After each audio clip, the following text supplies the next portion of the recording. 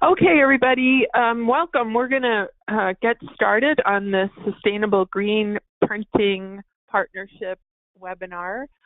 I'm Rosalind Bandy. For those of you that don't know me, I am the Director of Environmental Strategies and Outreach for TLMI. And this year, TLMI decided to merge its LIFE program, or Label Initiative for the Environment, which was TLMI's proprietary environmental management certification system. We decided to merge it with the Sustainable Green Printing Partnership. We felt it didn't make sense for there to be two certification schemes for the same industry. So we've had a very successful few months of working on getting both of those certifications together and helping our current LIFE certified members to transition or start the transition over to SGP.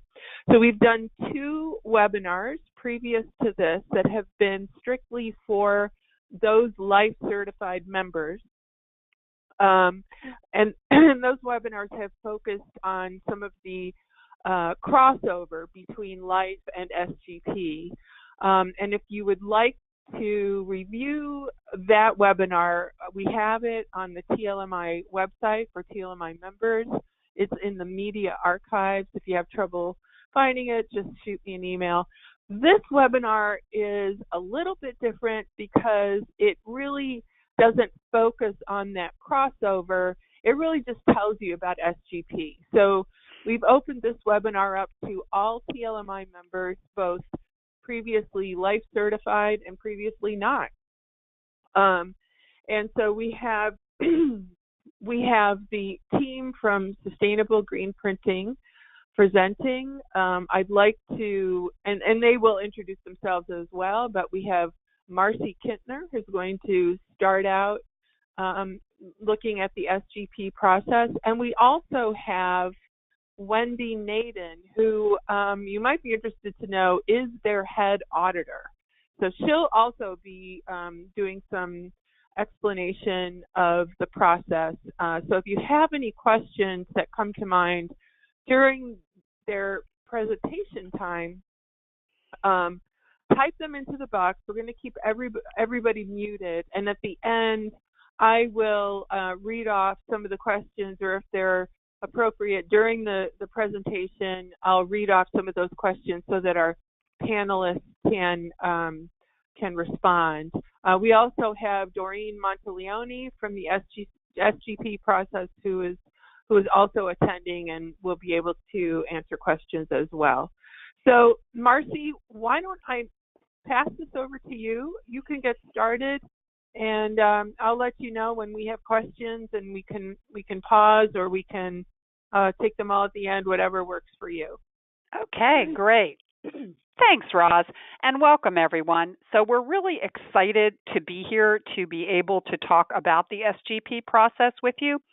It's one of our favorite things to do, and we're very passionate about the SGP program. So as Roz indicated, my name is Marcy Kinter. I'm the Vice President of Government and Business Information for SGIA. I also sit on the SGP Board of Directors, and I currently chair the Technical Committee. So I am intimately involved with the criteria, and I also do training on the criteria elements. So we're just really excited to be here, and I'm joined by Wendy Naden, our SGP lead auditor. Can you say hello, Wendy, so they notice your voice? Hello. Oh, excuse me. I'm choking on my words. Hello, everybody. I'm Wendy. And we also have Doreen on the phone. Doreen is my counterpart up at Flexographic Technical Association, and also it serves as the treasurer for SGP, is on the board of directors, and helps us out with everything SGP. Hello, everybody. Good morning or good afternoon, depending on where you are. So our goal today is really to talk a bit about the premise of SGP. We always feel it's important to start with what is SGP, how did it begin, but really take a look at the underlying foundation of the SGP program. We are going to take, as I call it, a quick look at SGP, how it was founded, what it does, what it is, who it is, because you really do need to understand who SGP is before you start taking that journey down that pathway. Then we'll hear a bit about the sustainability management system from Wendy and really the core elements of the SGP process. And then we'll talk a bit about some of our resources. We have a peer-to-peer program that we offer, and we're also going to talk a bit about the impact tracker because we do know that those that were life certified and are moving into the SGP program, and the webinars that we held for them, that was of really particular interest to them. So SGP, it's important to note that SGP, when it was founded and when it was developed, really was built on the three pillars of sustainability. So we do look at environmental, economic, and social. It's important to understand this because SGP as a program is not certifying the product that goes out the door, but instead is certifying the actual organization, the printing organization. We only do look at printing. So if you have other processes within your operation, then the SGP certification would only apply to those operations that are associated with printing, finishing, etc., anything with the print process. So it's really, we like to start out so that everybody has an understanding of the scope of the SGP program. And it's also understanding that when you do a really deep dive into the certification criteria, you'll see that it doesn't just look at your environmental regulatory status. We're considering safety and health. We look at transportation. We talk about shipping. We even talk about your overall building operations, your energy, your other utilities, as well as your grounds. And there is that social element. So SGP does consider what's going on with your workforce and your other stakeholders. So it is what we would consider a very robust and holistic program. So SGP is its own organization. Again, we feel that's a very critical element to highlight. It is run by its own board of directors. Our incoming chair is Paul Glynn with DesignTex. He's a certified facility out of Portland, Maine. Our current chair is Jody Sawyer with FlexCon. So it's really important to note that it is autonomous, while trade associations such as TLMI, SGIA, and FTA are resource partners, meaning that we work to ensure the viability of the program, and we do training, such as today. Really, it's independent. There is no specific ties to any trade association. And it is a third-party certification system, meaning that Wendy, as the lead auditor, is the person you would contact, and she would set up your audit. It's done through a series of independent contractors that all actually understand the printing industry, and that's really what sets SGP apart. It's not tied to a product. It's an independent organization, and we have that third-party auditing system. Excuse me. And it really is holistic. I mean, that's, as I mentioned earlier, we're looking at that broad base of certification criteria, and it'll become apparent when we start walking through both the elements of the management system as well as the best practices so that you can start to see the breadth of the program. Now, I will say, for those of you that have even looked at your LIFE program and have considered going down that pathway, if you are not on that pathway now, there are quite a few elements within the LIFE program that do translate over into SGP.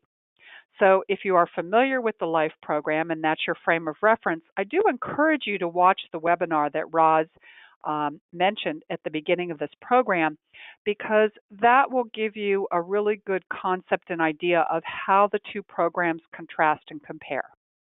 And so we have done that program so that those that have LIFE certification understand what they need to do, not in addition to, but what they need to do and how they can utilize what they've done for life certification. And those of you that have investigated the program but may not have gone down that pathway, you might be able to use that then as your frame of reference. So I just put that out there, and then of course we're all here to answer your questions. So it is that holistic program. It looks at everything in your facility. And the most often criticized element when we first launched the program in 2008 was the whole social aspect, because back then sustainability was only looked at from an environmental perspective. And at that point, SGP opted to really include social implications. So when we start talking about things like a communication strategy, et cetera, it's your customers, it's your suppliers, it's your employees, it's your community. It really is all encompassing. And there is that clear set of criteria, and the clear set of criteria does define what a sustainable green printer is.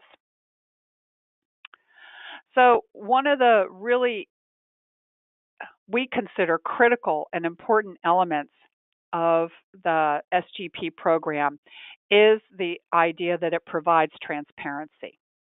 So if people want to know, and I'll be talking to someone who buys print, and they'll say, well, what are the criteria?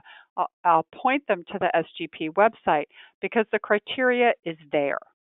And Wendy can speak to this as well, but people will ask us, what's the audit look like? And we say, take the criteria, put little check boxes next to it, and you basically have it. So it's a very transparent program. And it's important because we want everybody to know what all the printers have done. They're able to compare printers across the board because all printers have to meet the same requirements. Now, there are differences in best practices because of technology used, but the core elements that Wendy's going to talk about are really those that all printers must meet. Excuse me.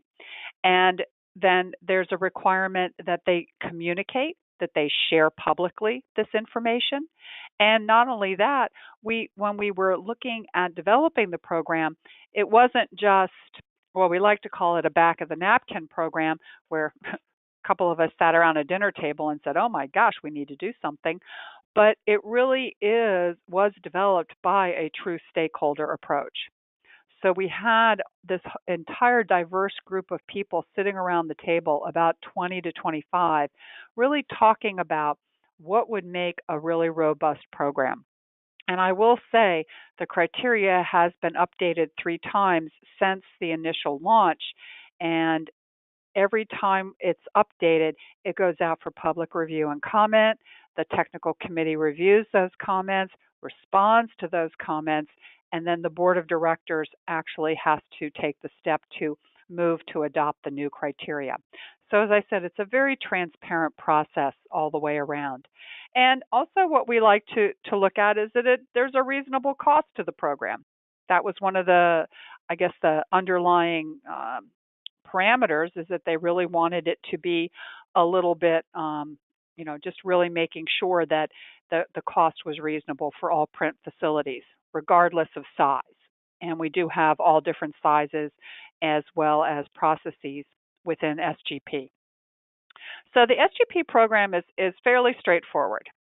You submit the application, you develop and implement the elements to meet the criteria. You have a pre-audit, which is a review of your documents. Then you have an on-site audit, and then you continue and work implementing it and continue towards recertification.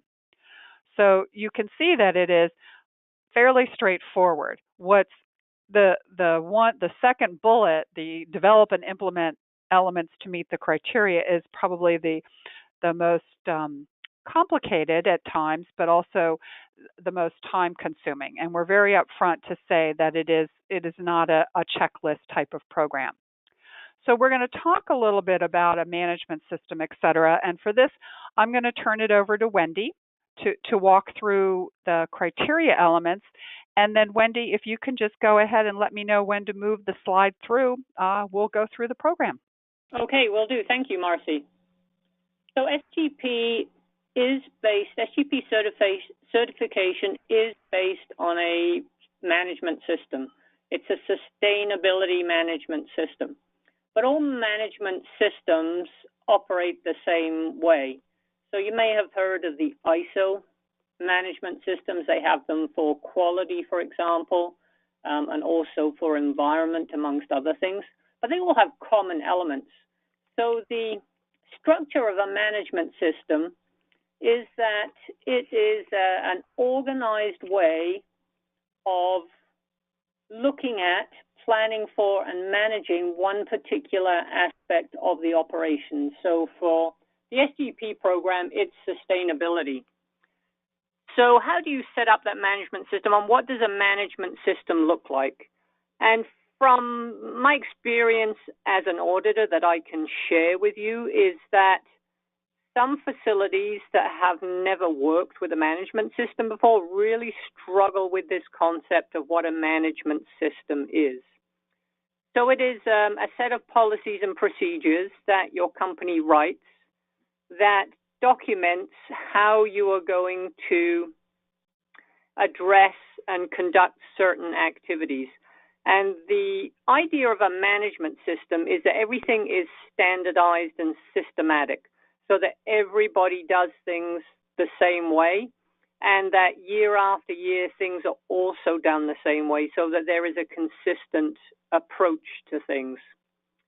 So in the way that businesses organize themselves, some smaller organizations, sometimes their business activities, they are very nimble and flexible, and they tend not to have a lot of written procedures, which is where a management system can be challenging sometimes, because even within that kind of culture, business culture, a management system still has to have a certain core written procedures element to it, which is, as I've said, sometimes what some people have difficulty getting their head around. Written procedures tend to be more common in larger organizations simply because there's just so many people. It's not really feasible to operate verbally and to have that consistency in people doing things the same way with a larger number of employees. So SGP does require, regardless of your size, regardless of your culture, everybody has to have this formal written sustainability management system. So if we can move to the next slide, Marcy, please.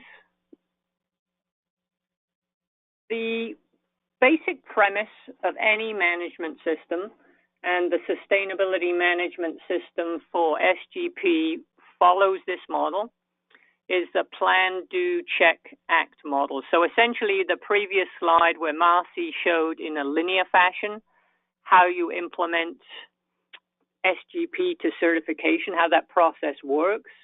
If you're thinking of it in a management system perspective, the activities actually are circular, so that on an annual basis, you are essentially repeating the same activities. You're planning, you're doing, you're checking, and you're acting on an annual basis. This isn't a single pathway that you take, but that you continuously walk in this path. And this is a continuous improvement model. So when I do an initial certification audit with some facilities, as I've said, some facilities really struggle with things such as what is an SMS audit, a sustainability management system audit, and what's the difference between an SMS audit and a management review. So when they're struggling and trying to figure out what these things are supposed to achieve and what the difference is, I like to explain to them that don't worry if you can't become an expert in your first year, because this is the continuous improvement aspect of it. Put something in place, it has to function and it work, but you will get better at it over time. So your management system will improve, as will your sustainability performance. So if you follow the basic steps each year, then you will get more and more proficient and your performance will get better. So planning. So the planning part is the pre-audit, the pre-certification part of your journey. So this is where you develop the written procedures that are required in the criteria. And this isn't a guessing game. You don't have to figure out where do I need written procedures and where don't I. It's very specifically documented in the SGP certification criteria what you need a written procedure for and what is the purpose of that written procedure. And off the top of my head, there are about half a dozen or 8.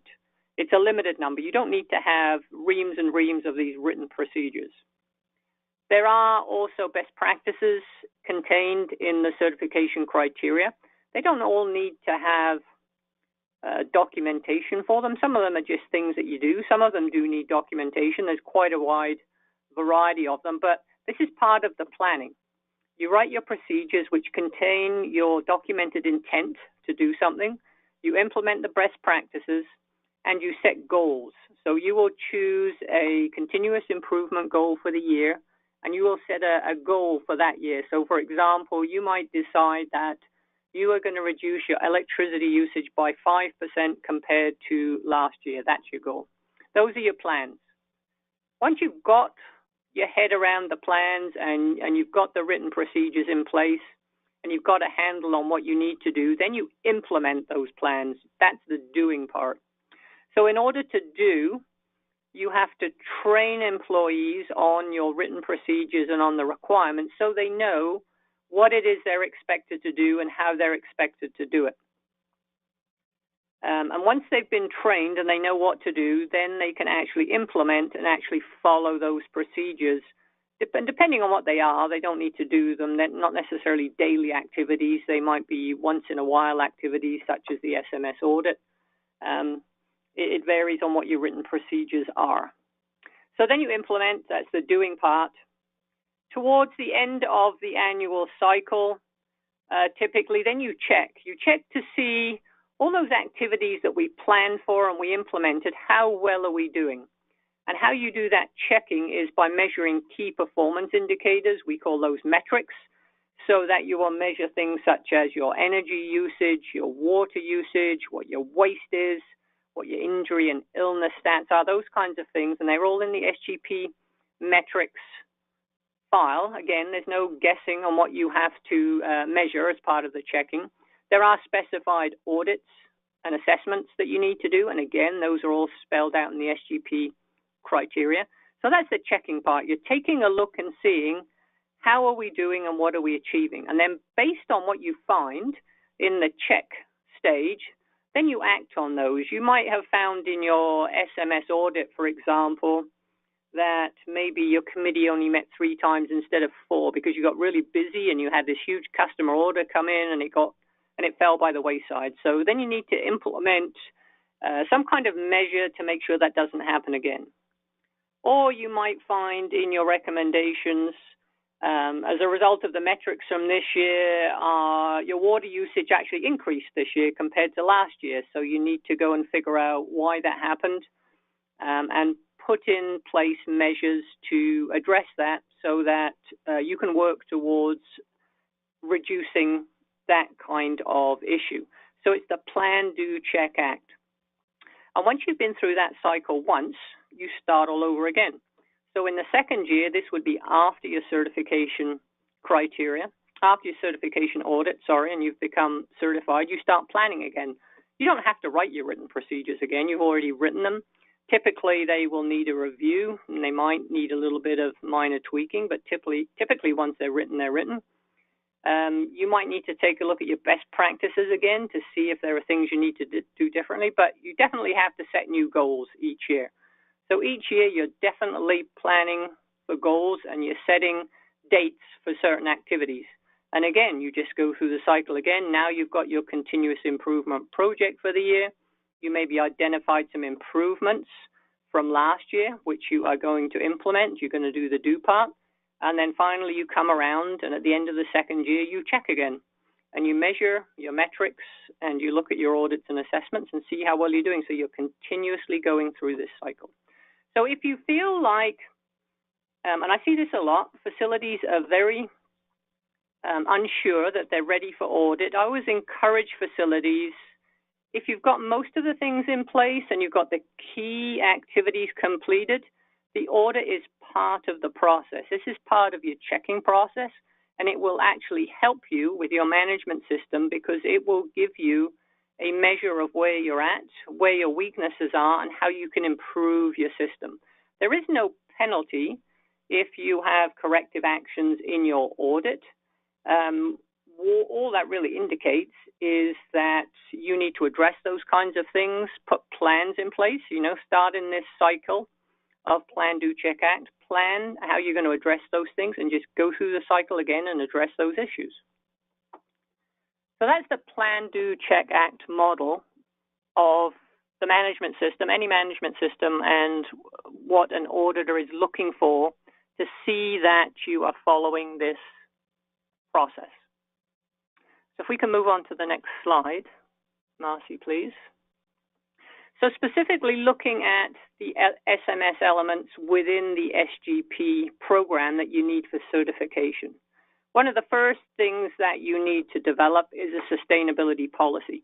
This comes from upper management or the ownership, and this really is a public statement that tells everybody, it tells the whole world what the culture is within your organization, what your commitments are to sustainability, to the environment and the community, and how you are going to achieve it. The Sustainability Committee is drawn from departments throughout your organization, and it is, you can think of it like a steering committee. It can act as a clearinghouse for ideas from your employees of ways to improve. It can oversee the management system to check and verify that the activities and the written procedures and the best practices are getting done. Or it can be much more active and it can actually complete some of those activities. It all depends on your organization and your culture and to what degree you want those committee members to participate within the activities of the management system. But they're definitely there to monitor and steer and communicate with the organization about sustainability activities within the company. Next, you need to write the written procedures, the minimum procedures that are required in the certification criteria. And these don't need to be very complicated procedures. They can be quite simple. And then you need to implement that, which means that you need to identify who needs to know about these procedures, and then train them so that they understand what their responsibilities are, what's required of them, and what records need to be created and maintained. Once you've got those written procedures, some of them require activities. For example, you need a written procedure as to how you're going to maintain environmental, safety and health regulatory compliance. And there is a requirement that you complete the regulatory compliance audit within 2 years. So part of the checking and corrective action that you need to complete is that EHS regulatory compliance audit. And there needs to be a written report with conclusions, and any weaknesses or non-compliances need to be identified in that report. That audit report has to be specific to your location, so it has to include the specific requirements for the activities that you have at your facility based on federal and local requirements. So you need to make sure that you've identified all of the regulations that apply to you first and the specific requirements in each of those regulations according to the activities that you have. At the end of the year, once all the other activities are completed, upper management needs to do a review of the system. This doesn't have to be a very long process. Management should look at the metrics for the year, how much energy waste, etc. the facility has used or generated, what the results were of the continuous improvement project, was it successful, the regulatory compliance audit, the energy assessment, and take a look and see, has the management system done what we wanted it to do? Has it achieved what we wanted it to do? Were the resources necessary to achieve the goals? Were they available? Were they adequate? And it's an opportunity for management to say, great, we did fantastically well, we'll carry on the same way next year, or we fell a little bit short in one area, maybe I need to devote some more people to that. Reducing energy is a key part of our management system, and we didn't do as well as we'd like, so therefore I'm going to ask somebody else to join that program. That kind of thing, that's the idea of upper management review, to make sure the sustainability management system is working and is successful. Other elements that you need, those written procedures and any records that you create from the management system need to be retained.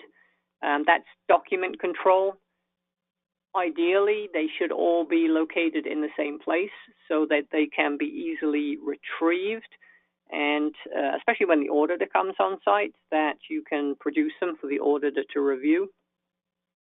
And finally, every year, because the third-party audit is only every 2 years, there is a requirement that an annual report of your activities is submitted to SGP annually, every year. So each time you go through that plan, do, check, act cycle, you complete an annual report which gets submitted to SGP.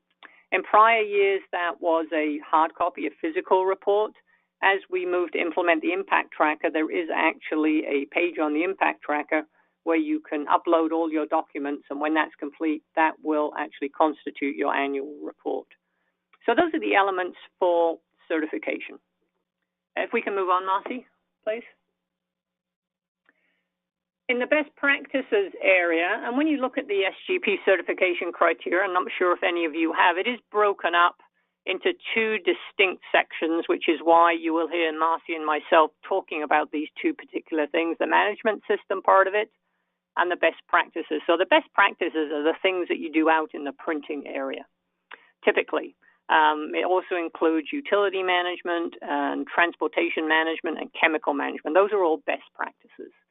So on this slide, you can see that there are a selection of things here. This isn't inclusive, this list, but it gives you an idea of the scope of SGP certification and the activities that the SMS covers.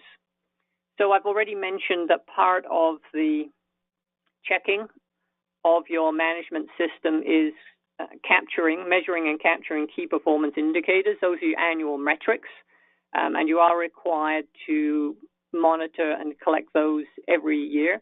And the idea being that you can start to see trends after a number of years. So you can start to see, what is our electricity usage doing? What is our water usage doing? How are we doing on recycling? How are we doing on waste going to landfill? And that gives you a snapshot of your performance in the environmental part of the management system. Key to the sustainability model is communications with stakeholders. And as I explain it during the audit, the scope of your management system not only includes the four walls of your building, which you have control over, but you can also have influence up and down the supply chain. So you can't control what your customers do. You can't dictate to them what their product should look like, but you can educate them, and maybe to a certain extent you can influence them. And you do that by communicating with them about things that are relevant to their role in the supply chain. And the same applies to your vendors and suppliers. You can communicate with them and let them know what you're doing within your facility, that you have a sustainability management system. You can ask them to support your efforts and to provide some input into your management system to help you improve what you're doing with your customers. So really the management system for SGP really includes the whole supply chain. In order to implement your written procedures, your employees have to know what it is they're supposed to be doing. And to make sure that everybody does things in the same way, and year after year they're done the same way, employees need to be trained. So that training within the criteria needs to be annual. And you can fit that training in however that best works within your other business activities. So if you have a weekly department meeting, for example, you can tag on 10 minutes a week just to cover some of these topics for your sustainability management system. If you have a company meeting once a year, maybe you have a barbecue or a luncheon, or you have a Christmas lunch, any of those kinds of things, you can tag it onto those if you so wish. It doesn't have to be a formal, take everybody away from their jobs, sit them down in a classroom, read these procedures and listen to someone and disrupt your business. Figure out the way that works best for you.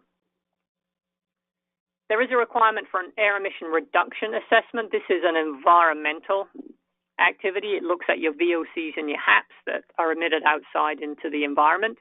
So the first step is that you have to understand where they're coming from and then identify options to reduce them.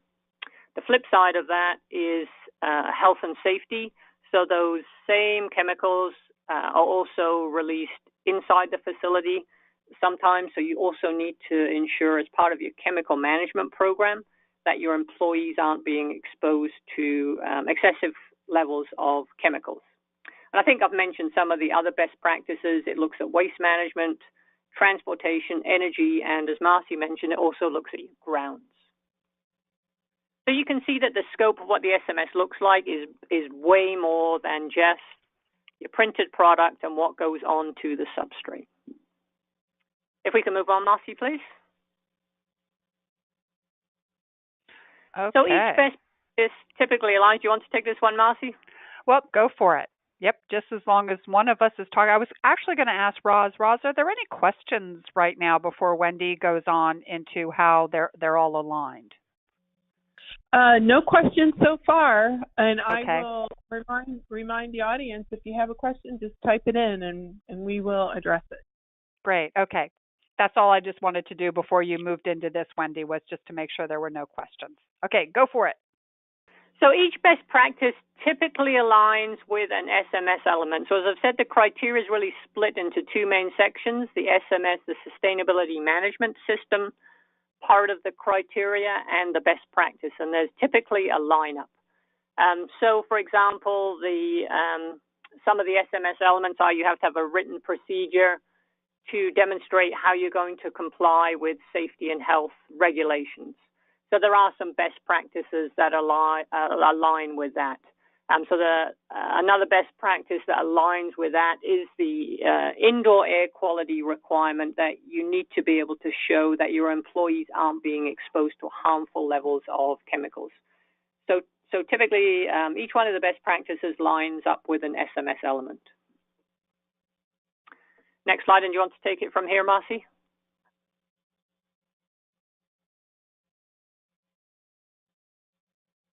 I think we've lost Marcy. I'm back, sorry.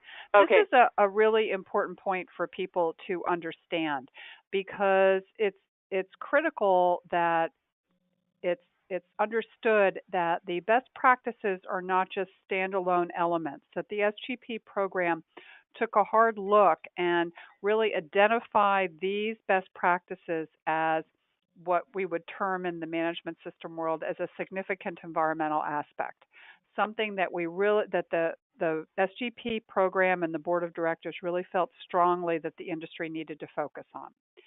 So and it's also important that you incorporate that when you start looking at that specific management system element. I think in the beginning we had those facilities that just viewed the best practices as a checklist, and that's really not the case. It is really looking at how each of those best practices flows into a management system element. So if you do have questions on that, please let us know, because sometimes that's a little bit difficult to grasp when you're first going through this presentation. So, and as Wendy said, and we cannot emphasize it enough, the management system is really that framework that you have to use to move forward. The whole goal is to take that as a continuous improvement model and to really look at learning from year to year. It allows you to adjust and repeat, adjust and repeat. And we also, and I can't echo Wendy enough, you don't have to be perfect the first time out the door. as I like to tell members, you just need to take that step off the cliff. It's okay. There's a net under you. So it really is looking at how can you continuously improve. And that's what the audit teams also look at when they come into your facility, is they're looking to provide you with a bit of guidance on how you could improve. Because what they've been in other facilities, so they have that background of information as to what other projects people are working on and what actually is working for other people. So I think that's an important point to reference as well. So when you look at incorporating it into your operations, and this is really key. Make sure that you have your senior management declare that this is going to be a goal. We have had facilities where this was not the case, and people were surprised when the audit team showed up. We look at how can you integrate SGP into your everyday operations, and that really is a fundamental element of any management system. The auditors, and Wendy can talk a bit about this, but the auditors, you guys don't just do hey, let's go sit in the conference room and have a chat. You guys are out in the shop floor. You walk around, you take a look at things, you talk to everybody. It's really looking at how are you integrating it, and does everybody understand what your mission and goal is regarding integration of SGP into your operation? Because that's where, as Wendy mentioned, employee training is key. What is expected of them? Are they trained? I mean, it may sound a little silly, but when you start implementing a more robust recycling system, you do have to train the employees to understand which bin everything goes into and what do you do when a bin is full. So it's really important that you do have everyone on board, and there is a requirement within the SGP certification criteria that you actually do a general awareness training program, and that you have also training for anyone, inside salespeople, outside salespeople, CSR. It's important that everybody understands exactly what's going on within the SGP certification process. So any questions, Roz? Just double checking before we get into the impact tracker. No questions. Wow, you guys are a really quiet bunch. I'm impressed. So one of the things Roz mentioned is that we do have our new certification sustainability dashboard that we call the impact tracker. And what the impact tracker does is all those metrics that Wendy was talking about get inputted into your certification tracker, and then they are translated into the impact tracker so that you can determine and have a real visual way to show your positive impact on the environment. So it will show if you have an energy reduction, it will tell you that you saved enough energy to heat or air condition X number of houses. So it takes these metrics and it really translates them into usable and actionable data items that anybody can understand. So this is important, and this is also a really easy way for you to take the data and communicate it with your stakeholder groups. And it's also a really easy way for you to maintain your documentation. Because as Wendy said, we are all about documentation within the SGP program. And Wendy was talking about written procedures. So you can see these are the written procedures that are required by the SGP program. And you're able, and it identifies it by the criteria section. And then when you upload them, you're able to view them. Now, it's also critical because this makes the pre-audit process a heck of a lot easier, because instead of emailing or Dropboxing huge folders, you provide the auditor with access to your files, and they go in and they take a look at all your written procedures. The reason that a pre-audit is done is to ensure that your procedures are in shape so that it warrants an on-site audit. The auditors are really, the goal of the auditors is not to create as much funding as possible for themselves, but to make sure that you do have a robust system in place and that you're ready for that SGP audit. So you can see all of the written procedures that are required. In addition, there are several written procedures that are required, as well as other information pieces that the auditors ask for. And you can see here that they're all listed. So once you have them, you upload them and you have them in the cloud.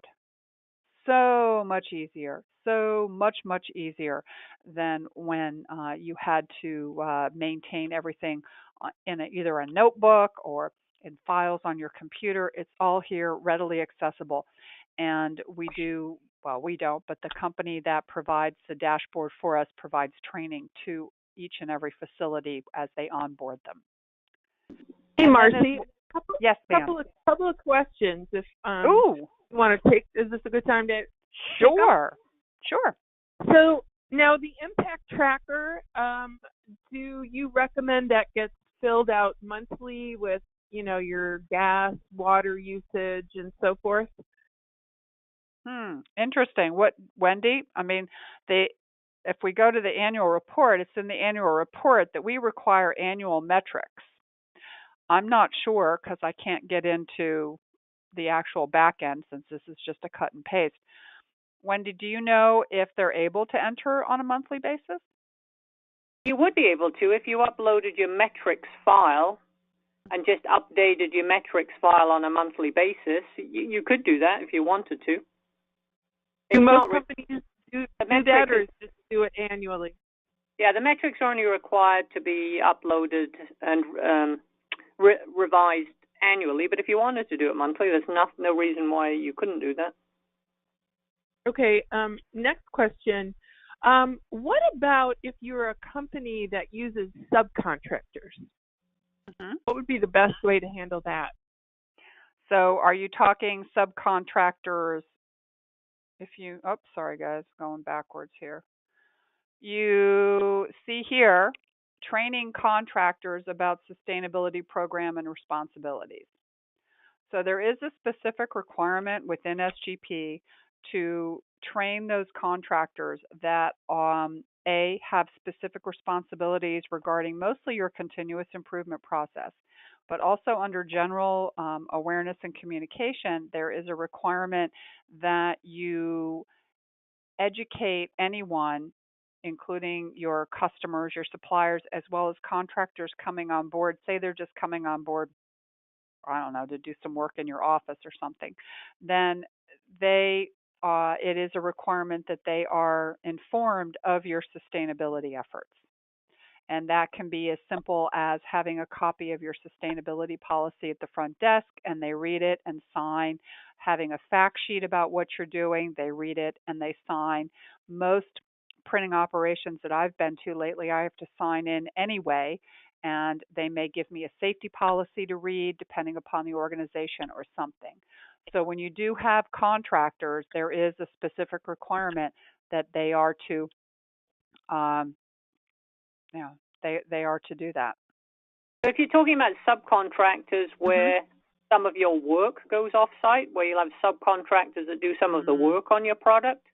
I would think that was. Yeah, so they would fit into this contractors. They would fit into this contractors portion of it that Marcy was talking about. But and then you get into a sticky wicket, because if the subcontractor is doing all your printing or some of your printing, then there would have to be a determination as to whether or not that facility would need to be certified before you could put the SGP certified logo on your product. Gotcha. Another question, is there a document similar to an ISO standard that outlines all the requirements and expectations? Now, there is if you go to the SGP folks, tell me if I've got this right. I hope I do. If you go onto the SGP website under requirements, there is a criteria document. Correct. That outlines the requirements. Is there something else they should be looking at just to kind of get this overview? Sure. So before we get to the resource page, just so everyone can see, this is the annual report that Wendy was talking about. So, and this is also in the impact tracker. So I would tell you that when you start looking at these items, such as the SMS committee meeting minutes, when you further expand this, it's going to ask you for your minutes and your agendas for up to 4 meetings, if not more meetings, if you want to have them. So this is where you would upload all your information that is being requested by the SGP program. And then to your question, Roz, in the resource section of the SGP program, we do have the certification roadmap, and that's also up on the SGP site. And what that does is it walks you through what each element is. It gives you a link to a specific written procedure that you can then in turn make your own, easier to edit than it is to create. And then there's also the SMS template, Sustainability Management System template, that also provides you with information on each written procedure. And what it does as well is it pulls in all the relevant best practices under that specific written procedure. So there are a host of resources on the impact tracker, as well as these resources can also be found on the SGP website. Now, we do encourage you, if you are truly interested in moving down the pathway of SGP certification, is that you do go ahead and apply so that you get access to the tracker immediately, and then you can begin to upload your documents into the tracker. It used to be we said, oh, wait till you're ready, apply, and then tell us you want an audit. But with the adoption of the tracker, which became required for everybody as of June 1 of 2018, we recommend that you apply, gain access to the tracker.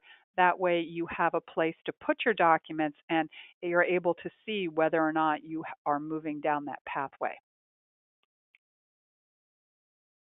Anything else, Roz? No, that's it for now. Okay, good question. So we do have a wealth of information and support documents, and there's always the option to go ahead and give one of us a call, either Doreen, myself, Wendy. There's others on the technical committee, as well as there's other printers who have stepped up and said, hey, we understand you might have some questions, and we're willing to talk to you about specific questions that you might have about it, even about how we implemented it into our facilities. So you do have those mentor-type relationships. And so if you would like to even talk one-on-one with another facility that has gone through this, they may not be the same exact print process, but I can tell you that because we view SGP as really print agnostic, meaning it's the same for everybody, they would be able to help you to see, how did you implement this? What did this look like for you, especially if you're starting off with from scratch. And I also think, and maybe I'm jumping the gun and you're going to mention this, but your peer-to-peer program, right? I think is also an important, very important asset to SGP. Right. So the peer-to-peer program is a program that's run through SGIA but open to anybody, where we walk through the SGP certification criteria. We talk about each element of the criteria, and we provide the information through the Sustainability Management System template, and we talk about documentation requirements, we talk about implementation requirements, and it really is a very focused program. It's all done over the web through GoToWebinar, and each session runs a half an hour, and it's done every 2 weeks. So I'll be starting up another one the beginning of February. So if people are interested, you can let Roz know. And it runs for about 14 sessions. So you think, oh my gosh, that takes a long time. I started one in July and I'm ending one in January. It goes fast because we have a lot of, there's just a lot that we go through. But we pick a topic like committees and policy development. So we'll talk about not just why you need a committee, but we talk about the documentation required. What is the auditor looking for? What do you upload to your tracker? We talk about the policy. We talk about the specific elements that are required in the policy and what does that look like. I give you suggested ideas. We pull and look at examples from other certified print facilities. So it's really very much a how-to program. And I will say that everyone that's gone through the peer-to-peer program, they don't seem to have many issues when they go through the certification audit. Wendy may differ, but yes, so they don't not too many. So issues. we have about 5 minutes left. Just want to do a time check so we can wrap up. Right. Only 2 more slides, guys. So because everyone asks, here's the certification fees. Again, this can be found on the SGP website. The application fee includes your license for the impact tracker. So I encourage you again to peruse the website and then also to give us a call. Contact Roz, contact myself, Wendy, Doreen, and let us know if you have any questions. But we're here to help you, and if it's not right for you yet, it might be down the road, but we can help have that conversation with you, and you might have a specific issue that you would like to address. So that's it for our formal presentation, Roz. If there's any other questions or issues that you think we need to cover. No, great job. I would just ask anybody who has a remaining question to type that in, but also you can email me if you have questions that come to mind after this presentation. And Marcy, is this presentation going to be available so that we can send it out to everyone who attended? Sure. I will go ahead and I will send you a copy, Roz, so that you can disseminate that to everybody. Be happy to. Yep.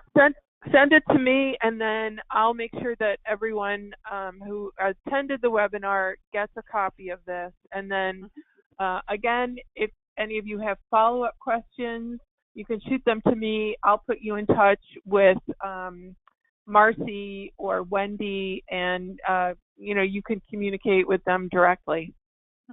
So I want to thank everyone for attending, and especially want to extend my appreciation to Marcy, Wendy, and Doreen for leading yet another great webinar.